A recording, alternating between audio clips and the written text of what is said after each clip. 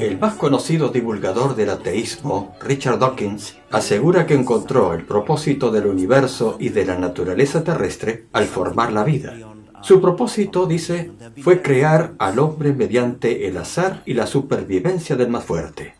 Pero cuando se le preguntó cómo surgió la vida sin Dios, después de pensarlo dijo: ¿cómo comenzó la vida?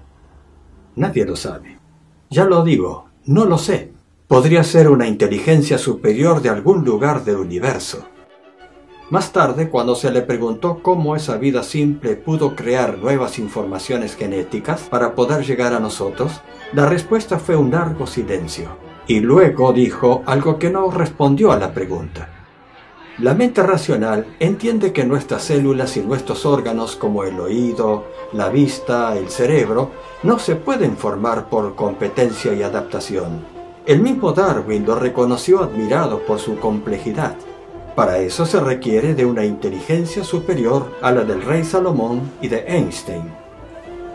El profundo deseo de vivir eternamente ha llevado a algunos familiares de famosos a inmortalizarlos mediante métodos de crioconservación, es decir, congelarlos para que en el futuro la ciencia pueda resucitarlos. Pero se sabe que la cristalización de las neuronas las destruye y por lo tanto esa posibilidad es prácticamente nula. En 1996, el Papa Juan Pablo II dijo que el primer hombre podría haber sido un simio al que Dios le sopló el alma para llegar a ser el Adán de la Biblia. Pero el Génesis dice que los animales también tienen alma, nefesh, aunque mucho más simple. Entonces, ¿Adán llegó a poseer dos almas, una animal y otra humana? Nadie cree eso. Es evidente que ni los hombres de ciencia, ni los filósofos, ni los religiosos pueden entender y explicar el origen y el propósito de la existencia del hombre en nuestro planeta, a menos que recurran al libro de texto del Creador, la Biblia. Después que Satanás introdujera la doctrina de la inmortalidad del alma humana en el Edén, como dijo Moisés, la creencia más remota que se conoce del tema la encontramos en el primer reino de la Babilonia antigua, llamado primeramente Babel. Muchos judíos aceptaron la creencia de la inmortalidad del alma con la llegada de la cultura griega. Una de las creencias que Jesús usó como ilustración era la de un rico que había tratado mal a su siervo y fue llevado a un infierno, donde le pedía a su siervo que gozaba en el paraíso una gota de agua para calmarlo, como si esto hubiera sido suficiente. Los cristianos también fueron influenciados por los llamados padres de la Iglesia de los siglos II y III. Con el despertar de la ciencia y su pleno desarrollo en nuestro siglo XXI, los científicos han tratado inútilmente de encontrar una respuesta a la pregunta humana de una vida después de la muerte. Hoy se esmeran en descubrir la clave de la deseada inmortalidad, pero solo han logrado postergar la muerte unos pocos años.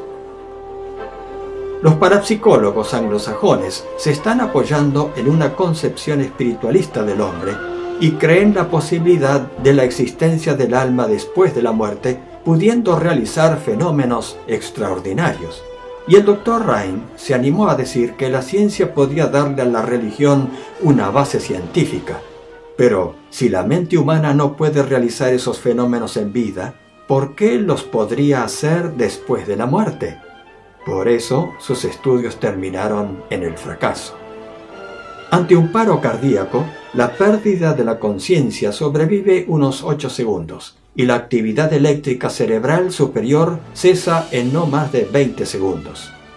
Pero si mediante oxigenación y un riñón artificial alimentamos con esa sangre la cabeza de un hombre decapitado en un accidente, le conectamos unos electrodos y lo unimos a un tomógrafo de positrones, como lo hizo en 1984 el equipo del Dr. Edward Rayleigh en Estados Unidos, ese cerebro podría mantenerse vivo, pero se irá apagando hasta morir a los 12 días. Durante esos días, el cerebro del hombre muerto pensó como una computadora, haciendo conexiones y obrando con la memoria como se vio en el tomógrafo, pero sin tener conciencia alguna de lo que hacía, pues el alma consciente de la persona ya no existía. Por eso la creencia de que el alma se transforma en un superhombre o en un ángel que pueda ayudarnos no es ciencia, sino superstición babilónica. El Dr. Raymond Moody, hijo, publicó en 1975 su bestseller Vida después de la vida, y cuenta que la mayoría de los pacientes que estuvieron cerca de la muerte dijo haberse liberado del cuerpo, elevarse y pasar por un oscuro túnel hacia una luz, donde encontró una sensación de bienestar. Pero en ningún caso ocurrió después de la muerte irreversible. Por lo tanto, no hubo vida después de la vida, como Moody aseguraba. El Instituto Gallup mostró que la gran mayoría de los encuestados y que estuvieron cerca de la muerte o estuvieron clínicamente muertos no vio nada de lo que presenta el Dr. Moody. Y James Guarnery dijo que estas experiencias mencionadas por Moody son conocidas entre los astronautas que deben prepararse con los aceleradores gravitatorios. Cuando se reduce la velocidad de centrifugación, los astronautas que perdieron la conciencia abren los ojos, y lo primero que ven es un punto luminoso que se agranda, pareciendo avanzar en un túnel, y que Moody lo confundió con un viaje al cielo. Así se demostró que esa sensación se experimenta poco antes de recobrar la conciencia y no al perderla. Por lo tanto, el popular argumento del Dr. Moody quedó anulado. Los hombres de ciencia concuerdan que el hombre es la unión de tres partes, que al separarlas lo lleva a un estado de coma y finalmente a la muerte. Cuando está en coma, se dice que está en estado vegetativo, pues presenta una dualidad cuerpo-vida como los vegetales. Para que ese cuerpo vivo con forma de hombre sea considerado persona, tiene que llegar a poseer, además, conciencia de sí. También el apóstol Pablo asegura que nuestro ser está constituido por la unidad triple espíritu, alma y cuerpo. Y esta es la única declaración suya que se refiere a todo el ser. Y Moisés explica qué hizo Dios cuando dijo, hagamos al hombre. Jehová Dios formó al hombre del polvo de la tierra, el cuerpo de Pablo, y sopló en su nariz aliento de vida, el pneuma, espíritu, soplo de Pablo, y fue el hombre un ser viviente. En hebreo dice nefesh hayah, literalmente alma de vida. Así que el Padre dio la orden, y Cristo, el Creador, hizo una estatua y sopló la vida. Pero para que la vida pueda hacer su obra, era necesario que esa imagen fuera transformada en un cuerpo con sus células y sus órganos, y esta tarea la hizo la tercera persona de la deidad. El salmista dice del Espíritu Santo, porque tú formaste mis entrañas, en oculto fui formado y entretejido en lo más profundo de la tierra. En la Biblia, persona, del hebreo pané, rostro, presencia, persona, equivale al vocablo griego prosopon, que siempre es una persona que muestra su rostro y si señala una vida, siempre es vida consciente. En la Biblia, el alma es también el espíritu de la mente. No es el cerebro, sino su producto. Es el entendimiento, es la razón y el yo, y es nuestra voluntad. Entonces, si el alma es el resultado de la unión del cuerpo con la vida, cuando el hombre duerme, el alma duerme. ¿Y cuando muere, también muere el alma?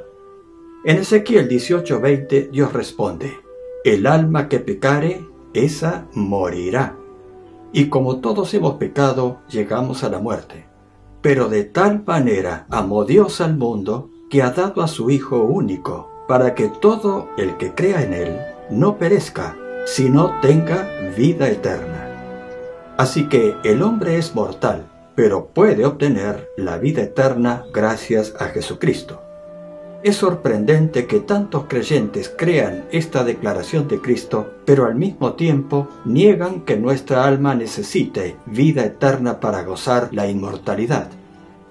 Cierto día Jesús llegaba a Betania cuando alguien le informó que Lázaro, al que había propuesto sanar, había fallecido. La respuesta del Señor sorprendió a todos. Nuestro amigo Lázaro duerme, mas voy para despertarle. Entonces Jesús les dijo claramente, Lázaro ha muerto. El sueño es una de las expresiones más comunes que se emplean en la Biblia para describir el estado de un hombre muerto. Cuando dormimos, La parte inconsciente del cerebro, es decir, la supercomputadora donde se archiva la memoria, sigue en actividad. Pero la parte consciente está desconectada. Como vimos, está anulada porque el alma está dormida. En la muerte absoluta, primero, la parte inconsciente puede mantenerse en funcionamiento por unos minutos y en forma artificial hasta unos 12 días, como lo demostró el equipo científico del Dr. Rayleigh. Segundo, la parte consciente queda anulada después de unos 10 segundos que el corazón deja de latir. Simplemente no tiene conciencia, es decir, que no tiene alma.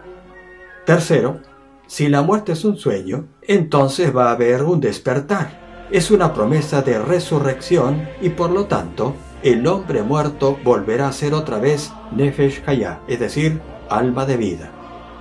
¿Quiere decir entonces que los muertos no saben nada? La Biblia responde, los vivos saben que han de morir, pero los muertos nada saben ni tienen más paga. Hasta su memoria queda en olvido. También su amor, su odio y su envidia perecieron ya, y nunca más participan en nada de lo que se hace bajo el sol, porque en el sepulcro a donde vas no hay obra, ni planes, ni ciencia, ni sabiduría. En el experimento de Rayleigh con el cerebro del hombre decapitado, se lo pudo mantener en actividad por unos días, pero no sabía absolutamente nada del trabajo de su memoria, pues el salmista dijo de la parte consciente, en ese mismo día perecen sus pensamientos. Y si Dios promete a los arrepentidos que serán despertados, ¿cuándo se cumplirá la gran resurrección? ¿Enseguida después de la muerte? San Pablo responde, hermanos, no queremos que ignoréis acerca de los que duermen, para que no os entristezcáis como los que no tienen esperanza, porque el mismo Señor descenderá del cielo con voz de mando, con voz de arcángel y con trompeta de Dios, y los muertos en Cristo resucitarán primero.